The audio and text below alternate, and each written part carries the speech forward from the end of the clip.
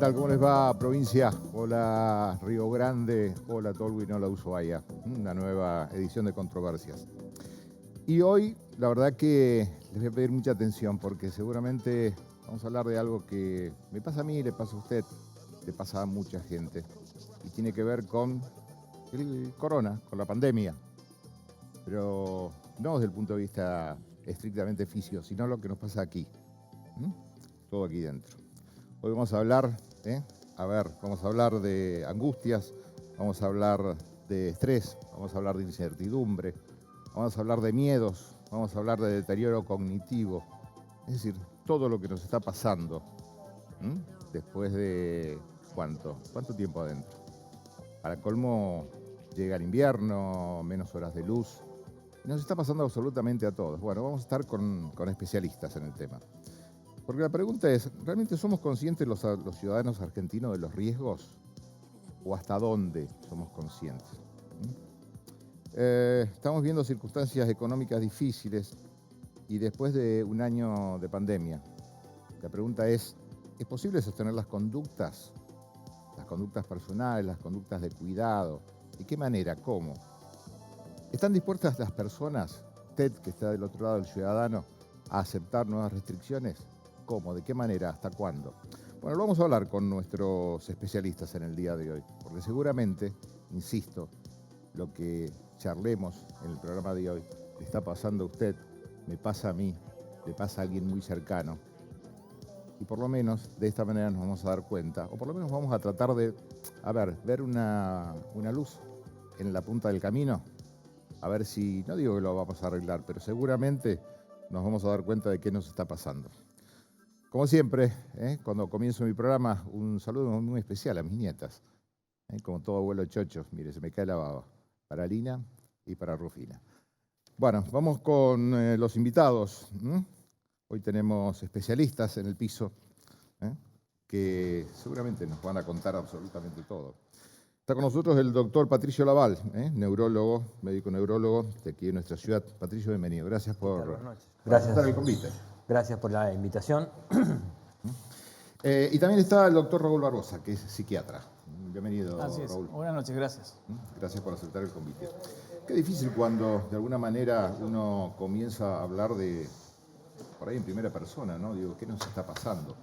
¿Qué nos pasa? Porque, hablamos de vacunas, hablamos de incertidumbres, hablamos de, por ahí, doble vara.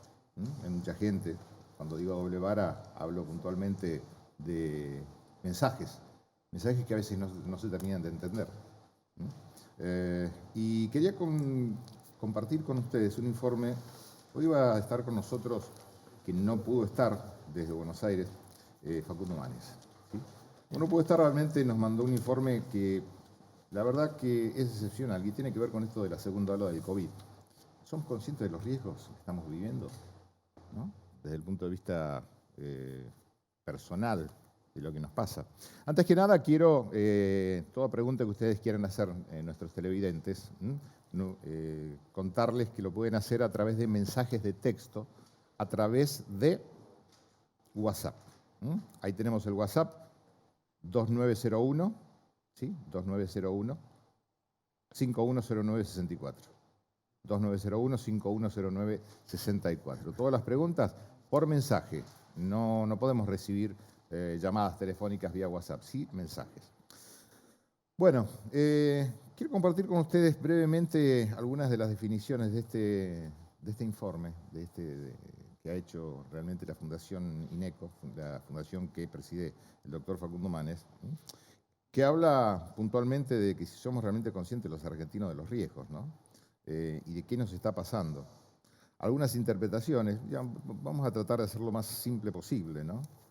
Si bien la mayoría de las personas en general percibe, lo quiero leer exactamente, un riesgo importante, y hay grupos que perciben un riesgo menor y el comportamiento de esos grupos puede tener un impacto significativo global. Es decir, los ciudadanos que de alguna manera perciben que existe un riesgo real, nos pasa a todos, pero ¿hasta dónde lo percibimos?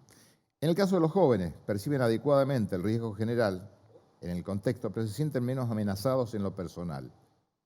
Y que esta diferencia indiscutiblemente puede impactar en las conductas del cuidado y los mismos deberían tener. A ver, estamos viendo, y después lo vamos a ampliar, pero estamos viendo lo que está pasando de atrás en Mendoza, la cantidad de hinchas sin ningún tipo de cuidados, festejando, las marchas, el presidente de la Nación, la vicepresidenta, todos en conjunto, simplemente por una foto política, sin ningún tipo de cuidado.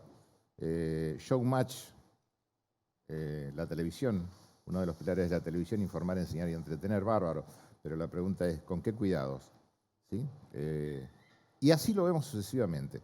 Gente sin barbijo, quizás Tierra del Fuego sea uno de los pocos lugares donde todavía se ve una buena cantidad de cuidado con el barbijo en la gente, en la distancia y todo lo demás. Pero, a ver, tiro la pregunta sobre la mesa, el detonante, lo decíamos. Inseguridad por un lado, miedo, estamos hablando de todo lo que nos pasa. Incertidumbre, angustia, cansancio, deterioro cognitivo. ¿Qué nos está pasando? ¿Qué nos está pasando? Yo creo que la palabra, vos la dijiste, es estrés. Porque esto dentro de las emociones, lo que nos causa, creo que es miedo, una de las emociones que más predomina hoy en día. Y el miedo, cuando se hace crónico, cuando con el tiempo nos llevas a sufrir un estrés continuo, porque creo que todo colabora un poco con este tiempo de estrés. Para sufrir estrés tiene que ser algo novedoso en la vida, y creo que esto es novedoso para todos. Tiene que desbordar la capacidad que tenemos de asimilarlo, y tenemos que sentir que no manejamos nosotros las aristas de las situaciones. Y vaya si no manejamos, porque con el tiempo terminamos no decidiendo si podemos salir, a dónde podemos ir, con quién podemos estar. Perdemos la sartén, perdemos el mango de la sartén. Ahora, ¿qué pasa, doctor, cuando, digo para ambos, ¿no? Porque charla de café, cuando aquellos que nos dicen y nos señalan con el dedo lo que tenemos que hacer y demás, hacen totalmente lo contrario a lo que nos obligan a hacer a nosotros? Es decir, ¿vemos el ejemplo? O si él no lo hace, ¿por qué lo tengo que hacer yo? Incertidumbre. Vos lo dijiste, nos genera incertidumbre. Eso hace que no podamos predecir. Y si yo no puedo predecir qué pasa con el tiempo, tengo que estar hiperalerta. Y esto genera estrés crónico. Justamente cuando no lo podemos decir, porque no podemos decir cuándo va a terminar, si con la vacuna va a ser suficiente. La medicina no es matemática, entonces hay muchas idas y vueltas, con lo cual nadie puede predecir en el tiempo qué nos va a pasar. Y la incertidumbre nos genera justamente eso, ¿no? Angustia tiene que ver con la incertidumbre, cansancio, deterioro cognitivo. Usted seguramente, doctor, ha visto qué es lo que está pasando. No pido casos puntuales, pero nos está afectando a todos, me incluyo. Sí, nos está afectando a todos y desde varios puntos de vista, porque estamos, como dijo Raúl, estamos ante una situación no inédita en la humanidad, pero sí inédita para nosotros. Nos ha golpeado en lo más íntimo de nuestro ser y desde todo punto de vista, desde que nosotros creíamos que a nosotros no nos iba a tocar porque estamos lejos de China, a tener la realidad que tenemos nosotros en este momento y a desnudar también un sistema o una salud más bien casi precaria, diría. No sé si estás de acuerdo, ¿no? Pero a denunciar, a evidenciar que realmente tenemos un sistema de salud precario.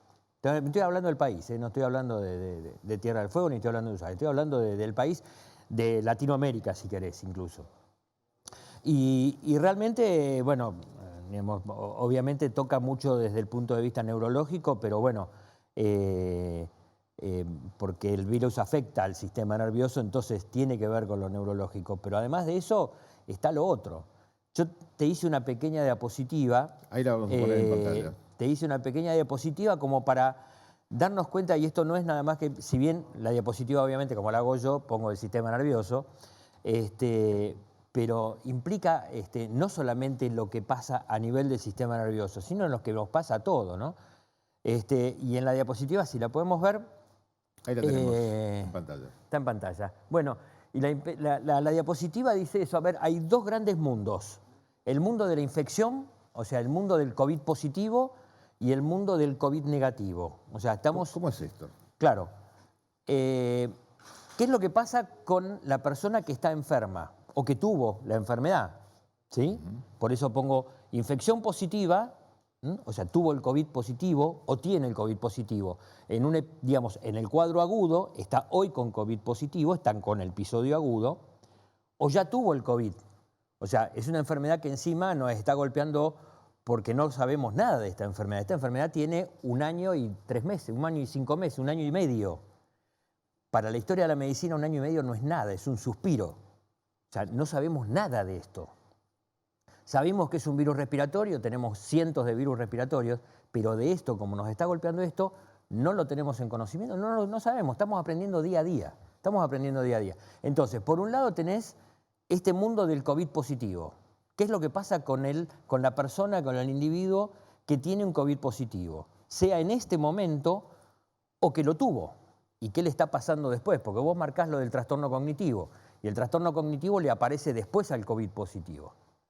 Eso por un lado, pero está después lo otro, que es una parte muy interesante, que es lo que empieza a plantear Raúl, lo que empezó planteando Raúl, ¿qué es lo que pasa a los que no tienen COVID positivo? ¿Qué es el resto de la población? ¿Y qué es lo que pasa? Y esta es una enfermedad que termina, voy a quizás hacer una mala comparación, pero para que se entienda. ¿Sí? Cuando se habla de cáncer es una enfermedad de la familia. El COVID es una enfermedad de la familia. Es una enfermedad, es una pandemia. Pandemia significa a todos. Todo el mundo. Todo el mundo. Todo el mundo. Podremos tener mayores datos o menores datos, pero está afectando y afecta a todo el mundo, eso es seguro. Y para terminar con lo que estaba diciendo es, al COVID negativo, al que no tiene COVID, lo afecta de 2 maneras. Por un lado, por el aislamiento en sí, y por el otro aspecto que en realidad yo le puse efecto pandemia por ponerle un nombre porque no se me ocurría otro, pero es todas aquellas cosas que le está pasando al que está sufriendo del COVID sin tener el COVID, que es a donde fue Raúl, al estrés crónico, a la angustia, a la ansiedad, al no saber qué va a pasar mañana. Recién estaba en casa y estábamos escuchando la televisión. No sabemos qué vamos a hacer la semana que viene porque no sabemos si de nuevo tenemos un encierro o no tenemos un encierro. Eso es lo que estaba planteando Raúl. Incertidumbre. Incertidumbre. Nos tenemos que ir a un corte, el primero. Insisto, vamos a poner nuevamente el número de WhatsApp para todos aquellos que quieran hacer una mención o una pregunta. Ahí lo tenemos, 02901 510964. 510964, todas las preguntas vía mensaje, insisto, porque nos llama muchísima gente, pero no podemos atender al aire, pero sí recibir el mensaje de ustedes o las preguntas. ¿Para quién? Para nuestros especialistas. Estamos hablando de COVID, pero puntualmente hablamos de lo que nos pasa aquí, con todo lo que está pasando alrededor. Pausa, enseguida volvemos.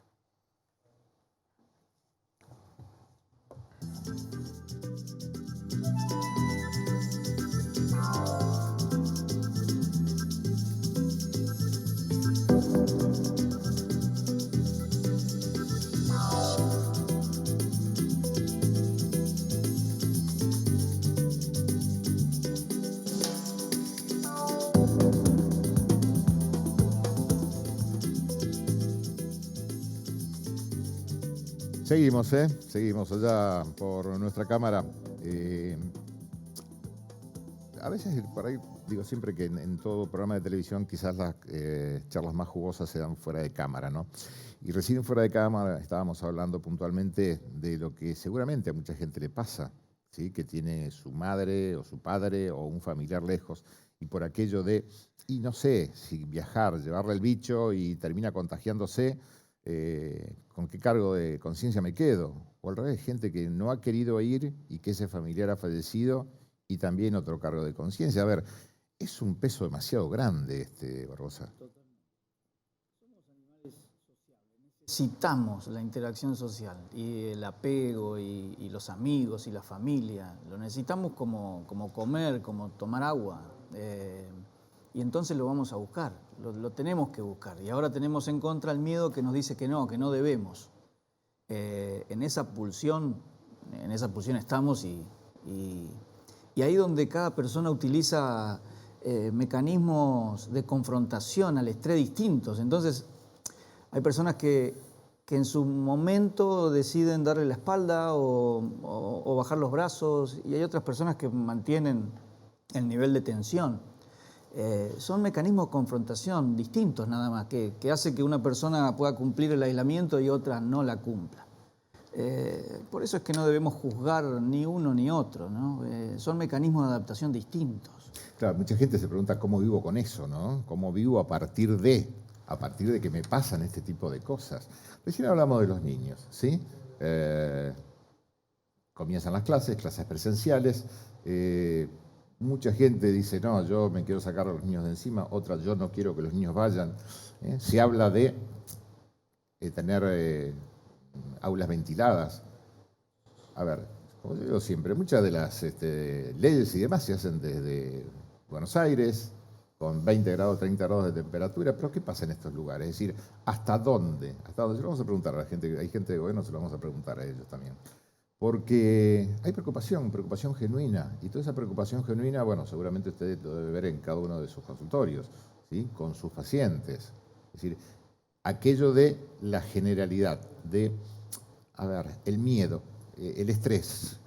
¿Cuál es la palabra exacta? Porque acá hablamos un montón de cosas, hablamos de estrés, hablamos de miedo, hablamos de precaución, hablamos de cuántas cosas. Es decir, ¿cuál es lo que más se escucha desde el ámbito del paciente?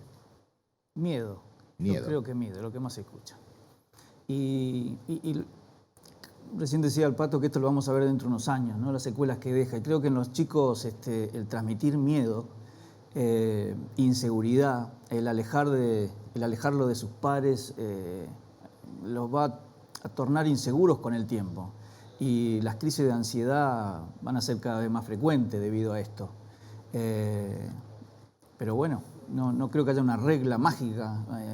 Va a haber que ir encontrándola con el tiempo y va a haber que adaptarse. Cuando hablamos de adaptarnos, bueno, recién decíamos, es una enfermedad que se conoce hace 1 año y medio, con algunos antecedentes, según algún estado, que habría surgido mucho antes, pero que, según Estados Unidos, habría surgido mucho antes en algún lugar de China, pero que esto no se dio a conocer. ¿Cómo se entiende todo esto? ¿Cómo se entiende el mensaje? Es decir, ¿cómo aquellos que estamos viviendo lo que estamos viviendo, ¿sí?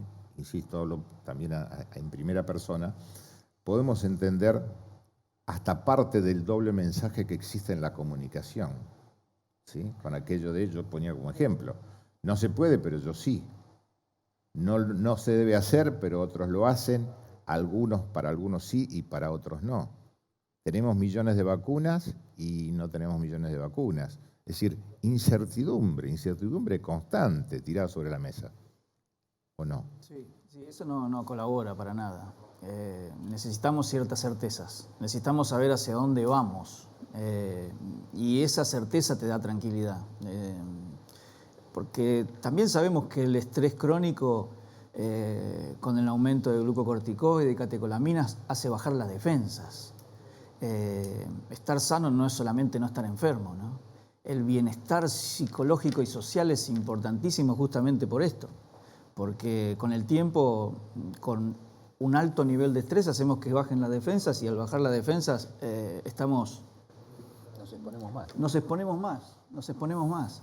Y no tomamos en cuenta eso y no escuchamos mucha recomendación al respecto de haga actividad física, si tiene anticuerpos porque ya pasó el virus, abrace a los que tiene al lado, visite a sus familiares, con esa generalización que pareciera que pensamos que las personas no pueden no pueden entender claramente los mensajes o más vale darle reglas muy estrictas y como una manada y no lo dejamos ser creativos porque no le decimos que si tiene anticuerpos puede visitar a su familia, que a veces, como decía el amigo, a veces uno tiene que decidir o visita a su familiar antes de que ya no esté o no lo visita justamente para no transmitirle el virus y que después se vaya.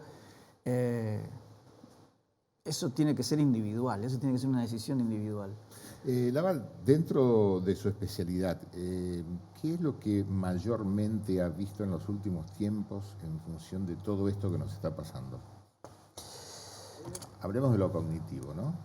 De lo cognitivo, yo quisiera hacer un pequeño comentario cuando hablaste de los chicos y del tema de la presencialidad. Y yo en el consultorio lo vengo viendo ya desde el año pasado. Y hay que diferenciar, dicen la palabra discriminar es fea, pero en realidad discriminar es separar por grupo. Y en realidad uno tiene que separar determinadas cosas. Una cosa es los chicos que no tienen dificultades, que no tienen problemas y que van al colegio o que no van al colegio, tienen las clases por Zoom, que ya de por sí es un trastorno. La falta, como dijo Raúl antes, la falta de sociabilizar con sus pares, no es lo mismo estar en casa con mamá, papá o algún hermano, que estar con pares. Los pares son los otros chicos de la misma edad y que están con las mismas vivencias. Y después separo a otro grupo del que nadie habla, que son los chicos con problemas, los chicos con enfermedades neurológicas, con enfermedades neuropsiquiátricas, que llegan al consultorio y están los padres, ¿puedo decir explotados? ¿Desesperados? Desesperados, no saben qué hacer. Chicos que probablemente iban caminando, iban andando, iban recuperando, iban aprendiendo, y esto, como el ludo en la oca, el juego de la oca, retrocediste 10 pasos. Sí, llegó la oscuridad. Retrocedió muchísimo. El otro día estaba escuchando, vuelve la escuela Cayuchenén. Qué bueno, aplausos. Pero vuelve después de 14 meses o 15 meses de no recibir un chico. Eso para mí es muy grande, no estoy responsabilizando a nadie. Estoy diciendo como contexto, como concepto, eso es terrible para esos chicos. A ver, son realidades en definitiva, porque también hablamos de comunicación, ¿no? Cuando hablamos de comunicación, a veces la gente no entiende por aquello de, doble vara o como quiera llamarse, un día sí al día siguiente, ¿no? Llegamos, ¿sabe qué me hizo acordar? Quizás alguna mala comparación, ¿no? Vivo con las malas comparaciones sobre el tapete de la mesa, pero para aquellos que vivimos Malvinas, aquello de vamos ganando, hasta que nos dimos cuenta que nos pasaron por arriba. Entonces, la pregunta es, ¿hasta dónde el triunfalismo, el exitismo, la comunicación política exacerbada le sirve al ciudadano, a todos nosotros? Aquel que está del otro lado de la pantalla, aquel que ha padecido la enfermedad, aquel que ha visto que su amigo ya no está, o su pariente, o su madre, o su hermano, o su hijo, no importa, pero ya no está. Es decir, ¿hasta dónde llega el momento también de credibilidad del ciudadano ante el mensaje que se emite, y pongo así entre comillas, oficialmente? Sí, no lo veo. A ese mensaje que sea racional, no lo vemos. Y esa incertidumbre genera indefensión. Si yo no sé las reglas del juego, tengo que estar hiperalerta todo el tiempo. Reglas de juego, algo que me gustó, es decir, no conozco las reglas de juego. Está bien, no creo que no las conoce el mundo, las reglas de juego. Pero, cuando hay un problema, me parece que, señores, mire, tenemos este problema, somos conscientes que tenemos este problema. A ver, ¿cómo lo podemos solucionar? Ahora, aquello de que vamos ganando y no terminamos ganando, ¿por qué? Porque uno, porque el otro, porque Pfizer, porque Estados Unidos, porque Venezuela, A ver, no hay un mensaje claro, me parece a mí. Y esto es opinión personal. Me parece que no existe un mensaje claro. Estamos hablando en la generalidad del país, ¿sí? Recién hablábamos con Patricio Laval respecto al tema de la provincia, que en todo caso es lo que nos interesa, más allá de que tampoco podemos pensar que la provincia es esta mesa. Pero si hay algo que realmente diferencia Tierra del Fuego del resto del país, por lo menos si hasta el momento, es todo su proceso de vacunación, ¿o no? Es lo que parece, yo en realidad no tengo datos ni nada por el estilo, pero lo que uno ve, incluso en el consultorio, los pacientes con enfermedades neurológicas crónicas que tienen indicación por sus tratamientos o por su patología, y me llaman o me escriben los pacientes: Doc, me vacunaron, Doc, recibí la segunda dosis de la vacuna. Y yo pregunto en el consultorio: ¿te vacunaste? ¿Te anotaste en la lista de la vacunación? Sí, doctor, ya me anoté, me vacunan, tengo turno para la semana. O sea, hay una respuesta desde ese mínimo punto de vista. E insisto, yo estoy hablando del consultorio de neurología. Correcto. Estoy hablando desde ese ángulo. Que no me voy a escapar de lo cognitivo, porque me preguntaste lo de lo cognitivo y me fui para otro lado. Pero estoy hablando desde ese punto de vista. Lo que uno ve como médico, que sus pacientes tienen por lo menos una respuesta. Sí, vas a vacunarte, te vacunan en tal fecha o ya te vacunaron. Es decir, el sistema, a ver si lo traduzco, el sistema responde. Sí. El sistema responde. La mayoría de las personas, parte de este informe que nos mandaba la gente de la Fundación INECO, dice que se autopercibe como cumplidora, en términos generales. A veces pensamos que somos cumplidores porque cumplimos más de lo que realmente deberíamos cumplir. Digo, ¿se entiende la pregunta? Sí, sí. Yo creo que cada uno fue armando ya su realidad acerca del coronavirus. Entonces, cada uno ya sabe si puede juntarse en su casa con 4 o 5 amigos, si puede, hizo sus propias reglas. Ante 10 millones de protocolos que cambian día a día, no nos quedó otra que armar nuestro protocolo. Entonces yo sé si puedo juntarme con 5 amigos, con 7, si salgo a la calle sin barbijo y me lo pongo cuando voy a entrar a un local, si en el auto llevo barbijo o no lo llevo. Cada uno fue armando su protocolo. Es porque cada uno tiene un mecanismo de adaptación distinto. Y alguno que será un poco más ansioso, que está hiperalerta, actuará más a la defensiva, y otro se jugará un poco más. Yo creo que todos conocen el riesgo, todos ya saben a lo que se exponen. No hay que seguir explicándoselos, pero cada uno va a armar su propio protocolo. Ahora, el mensaje, digo, nos tenemos que ir a una pausa, pero el mensaje sería, digo, desde el punto de vista de la comunicación, ¿hay que cuidarse de los riesgos o hay que cuidar al otro? ¿Qué es lo que más aceptaría la gente a criterio profesional? ¿Sí? ¿Se entiende? Sí. Pausa, enseguida volvemos. ¿No te gusta?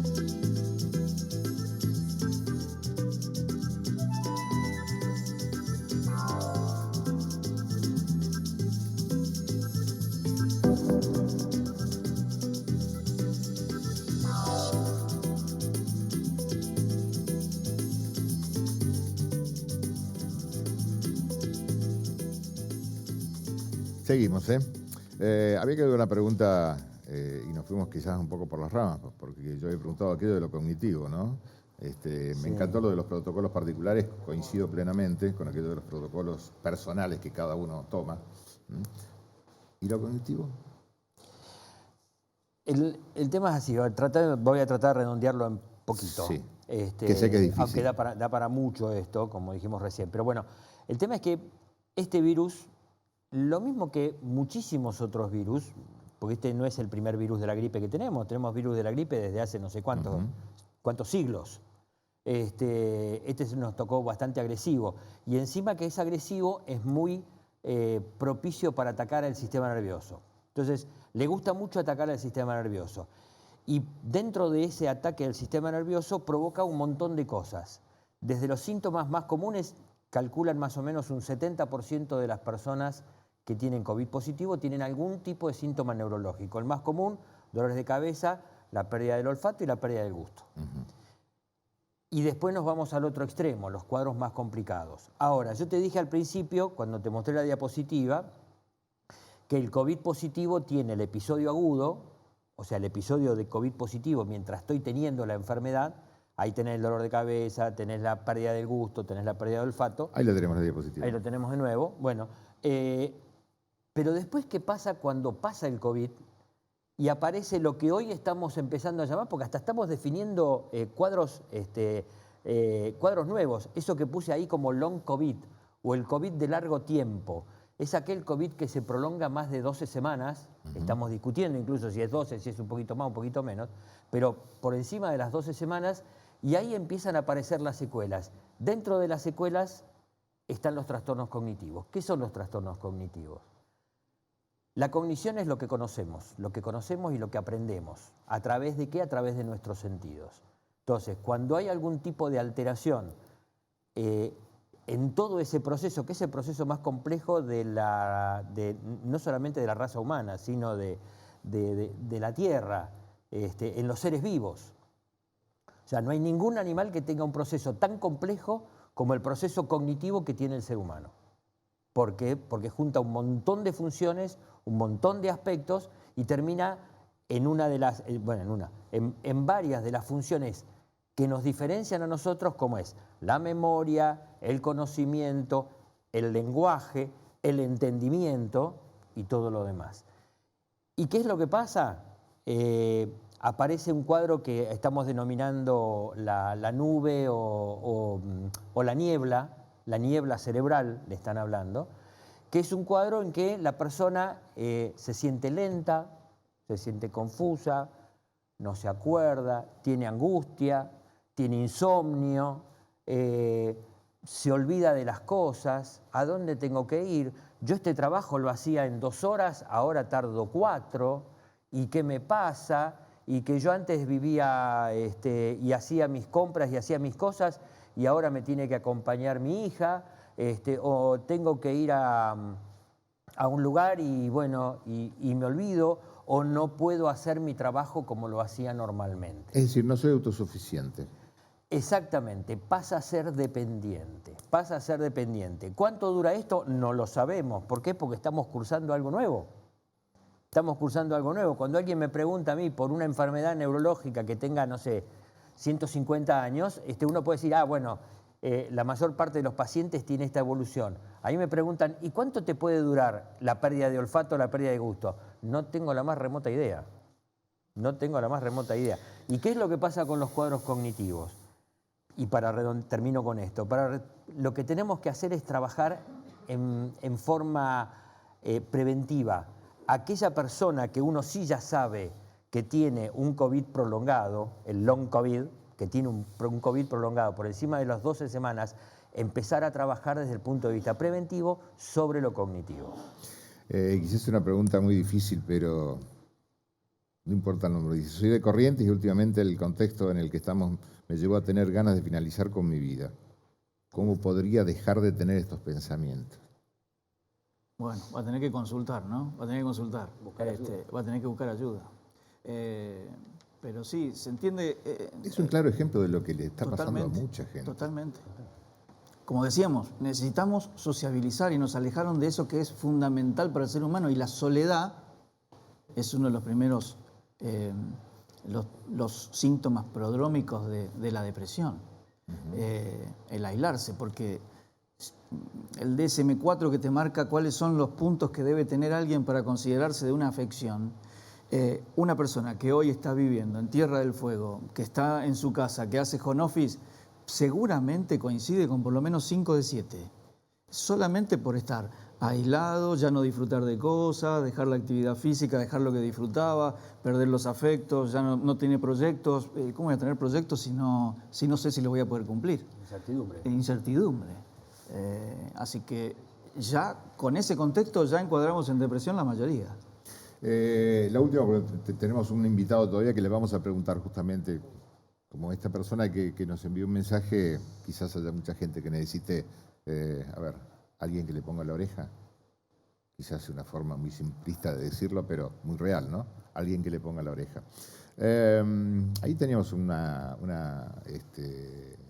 grupo de palabras. Me parece que de alguna manera termina redondeando todo lo que nos está pasando, Una nube de palabras. La rinitis, la última, desde el punto de vista estrictamente científico. La rinitis es uno de los nuevos casos que se agregan a los sospechosos de COVID. Sí, se agrega la rinitis, que es una afección en realidad. Por eso es que no es un síntoma, es una afección que la padecen muchas personas y que no es patognomónico de COVID, pero es un síntoma más, que cuando se asocia con otro síntoma más, 2 síntomas de esto que ya conocemos, bueno, lo consideramos con probabilidad. Preguntas quedaron un montón, pero ahora lo que viene es qué se hace desde el Estado ante todo esto. Así que yo les agradezco, los voy a volver a convocar porque a mí me quedaron un montón de preguntas y seguramente a nuestros televidentes lo mismo. Le quiero agradecer a ambos la simpleza con que tratamos el tema. Gracias a ambos. No, gracias a vos. Pausa, la última, luego de la pausa va a estar con nosotros quien lleva adelante desde la provincia todo este tema, uno de los integrantes. Estamos hablando del subsecretario de Recursos Humanos de Salud, el doctor David, el licenciado David Di Piero. Pausa, la última y volvemos.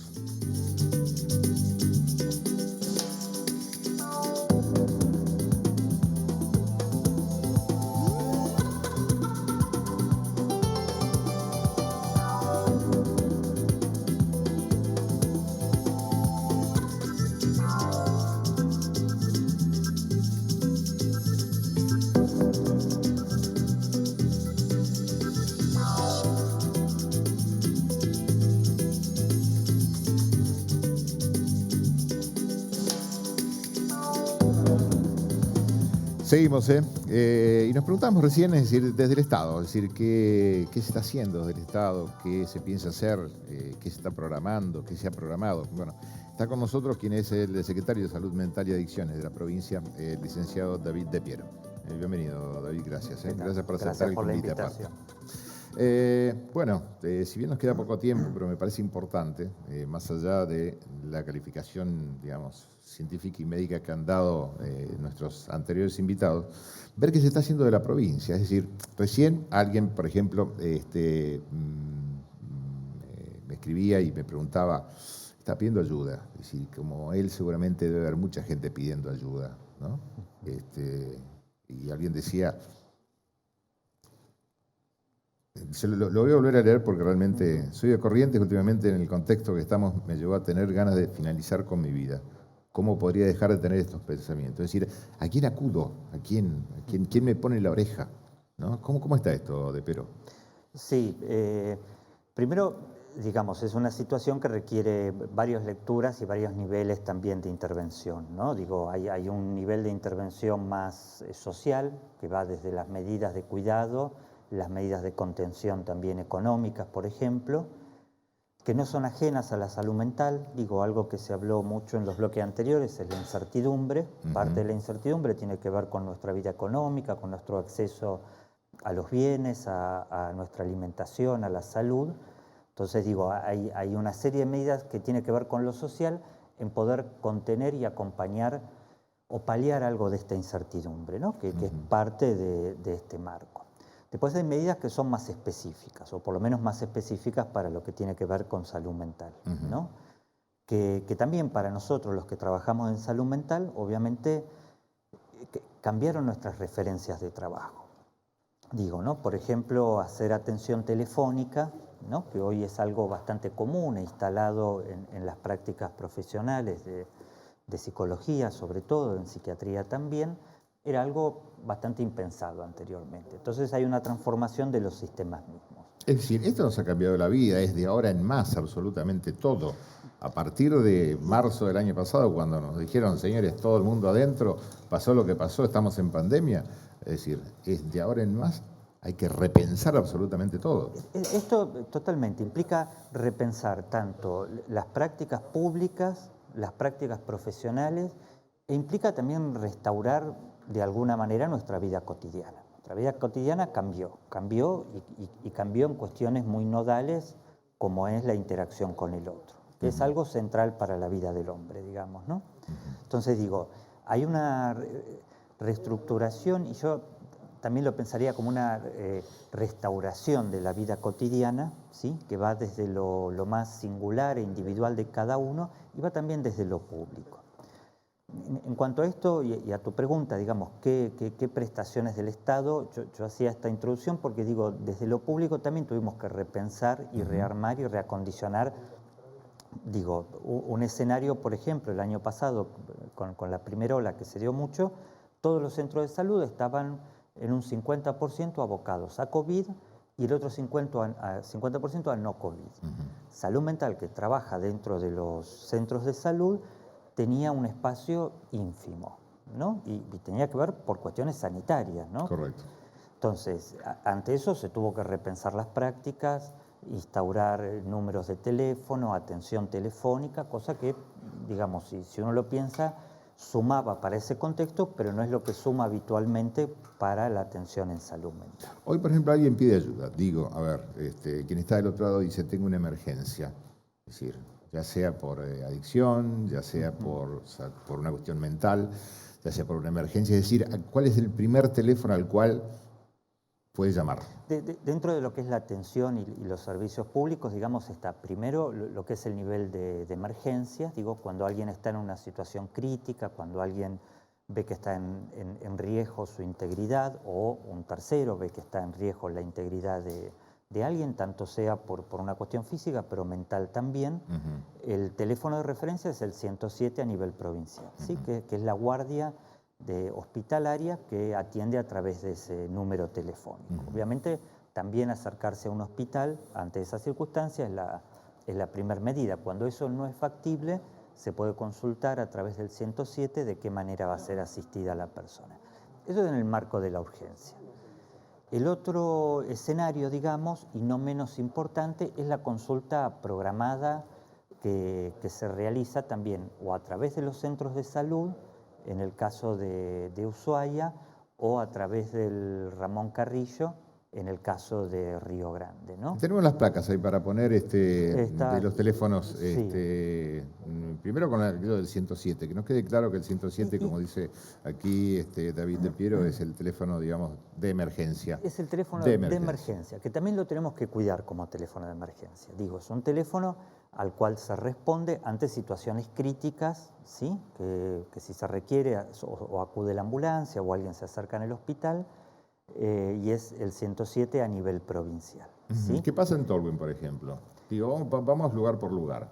En Tolwyn está el centro de asistencial Tolwyn, ¿sí? Que es un centro de salud con primeras prestaciones. Hay un teléfono que es el que vemos en pantalla, en donde existe también un servicio de salud mental. Tendido hay una psicóloga que vive en Tolwyn, hay operadores, y están también los médicos generalistas que también asisten a situaciones de salud mental. Ante una situación, digamos, no urgente, ¿sí? Cuando se requiere alguna consulta, alguien está atravesando algún proceso de ansiedad, de angustia, alguna problemática de consumo. No quiero tomar casos, pero esta persona, digamos, que tomaba también estas ideas que tiene, ¿no? Esta situación que le pasa con el pensamiento, lo que tiene que hacer es solicitar un turno profesional, digamos, hacer consulta con eso, ¿sí? Sabemos que no es fácil pedir consulta, ¿no?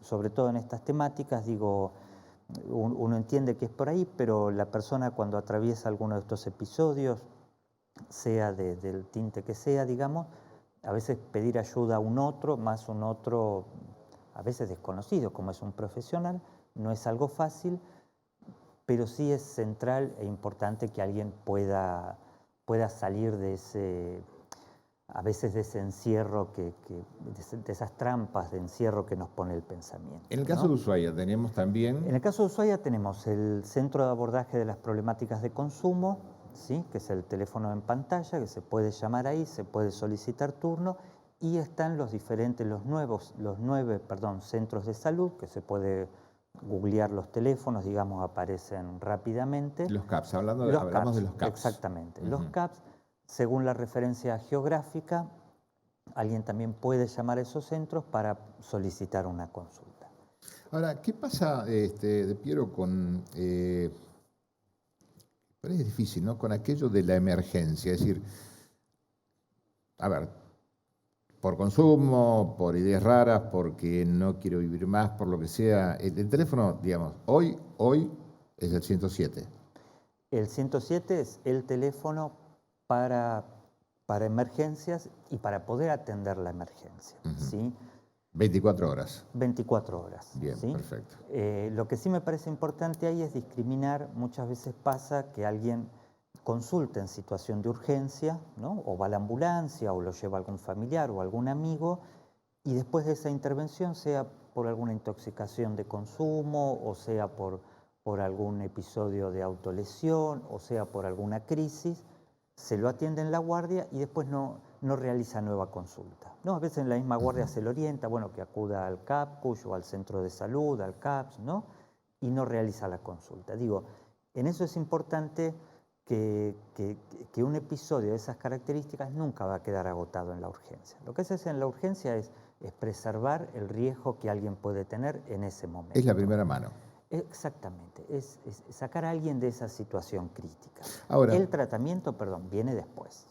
Correcto. Y la urgencia nunca va a reemplazar a un tratamiento. Seguramente. Ahora, desde la provincia y desde el área de salud puntualmente, desde el área de salud mental y demás, ¿se está programando que, a ver, esto va a la larga? Porque estamos hablando de una pandemia que recién comienza, que conocemos poco, que realmente, inclusive a nivel nacional, yo desconozco honestamente si hay algún tipo de planificación.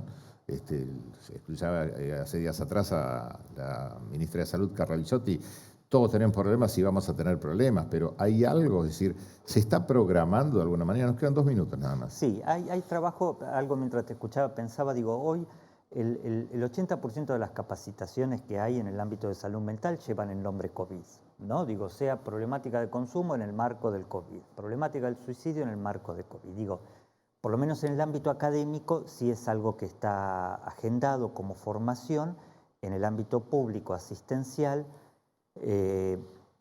también se trabaja, digamos, en un marco COVID de inestabilidad de trabajo. Digo, inestabilidad es también armar un programa y después por razones de medidas de bioseguridad de COVID, uno lo tiene que retransformar porque la reunión con 10 personas ya no se puede hacer. Entonces, pero lo cierto es, hoy, emergencias 24 horas es el 107, digo porque nos queda más tiempo. Sí, emergencia es el 107 e insisto, la emergencia no es todo. La emergencia hay no es que todo. Consultar. Hay que seguirla. Hay que consultar. Hay que seguirla. O no llegar a la urgencia, o después de la urgencia hay que continuar la consulta.